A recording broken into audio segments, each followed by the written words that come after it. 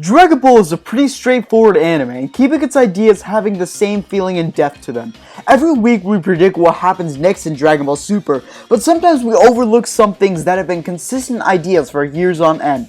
In fact, they're so consistent that they've become well known and predictable, and that is called a cliche. They're so well known for these consistencies that it kind of gets repetitive after a while. And Dragon Ball has quite a bit of these that need to be acknowledged, and that's what we'll be talking about in today's video.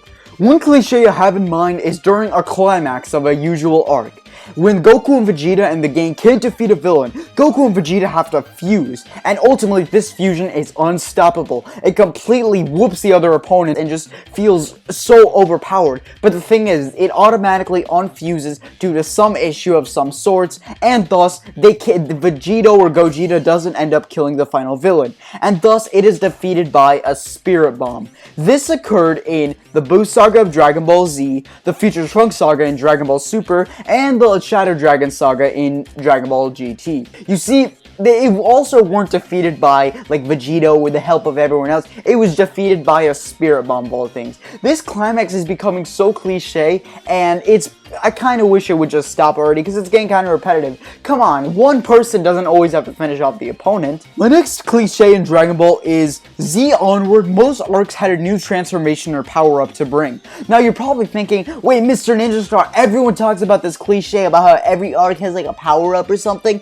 Well, yeah, they're right. Every single arc, Z onward has had some sort of transformation or power-up. Saiyan Saga had Kaioken, Frieza Saga had regular Super Saiyan, Cell Saga had Super Saiyan 2, Buu Saga had Super Saiyan 3, Dragon Ball Super's Battle of God Saga had Super Saiyan God, Resurrection F Super Saiyan Blue, Universal Tournament Super Saiyan Blue Kaioken, and in the new Trunks arc, it had Super Saiyan Ikari and Super Saiyan Rose. And in GT, they had Super Saiyan 4. Now, GT is somewhat of an exception as it was only like one new transformation, but still, it's a really consistent cliche about new transformations and new power-ups that we keep on getting. And people are kind of overlooking these features. Sure, these transformations and power-ups are cool, but I think there's a stopping point at times.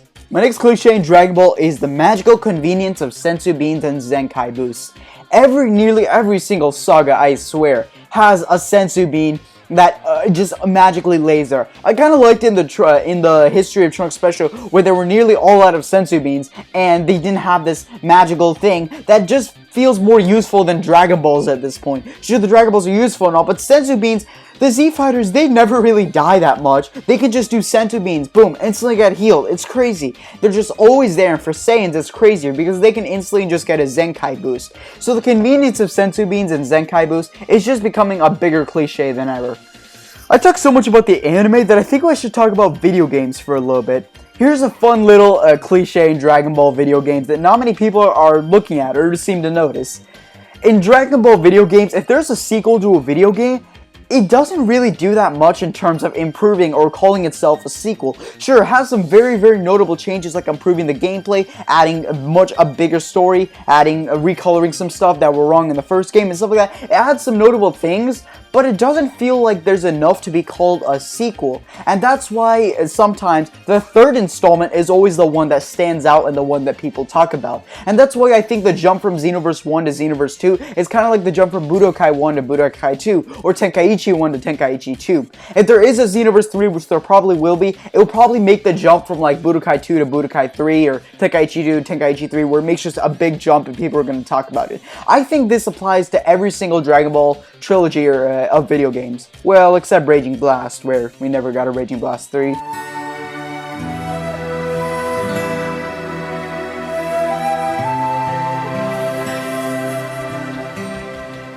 Anyways, let's talk about the Dragon Ball movies for a second. Background characters, or the side characters, surprisingly get more time to shine than you'd think they would. They always fight these henchmen of some sorts, and they always end up giving a pretty good fight and giving the fans some nice fan service. Overall though, when they get to the final villain or something like that, they ultimately end up not even standing a chance, and thus this results in Goku, Vegeta, Gohan, or anyone else to take over. Still though, a lot of people are overlooking this cliche where the background characters or side characters get to actually interfere, and just it's nice seeing like them actually get to fight. And people are like, you know, side characters don't get a chance to fight. Well, they did get a chance to fight in the movies, and it's quite interesting that so many people don't even notice this. Like, And Resurrection F isn't the only one that has this. There are other Dragon Ball films that have this as well. So it's not just Resurrection F. Other things all have this, how the Z Fighters fighting. Although in Battle of Gods, the Z Fighters, yeah, they got to fight, but there wasn't a henchman. So Battle of Gods is an exception to this rule, but whatever. So guys, those are just some common cliches in Dragon Ball that have become more evident than ever recently. What do you guys think of this video? Again, this was just a laid-back discussion video, nothing too big, but I want to hear everyone's input in the comments down below. But anyways guys, thanks so much for watching. Ninja out. Peace everybody.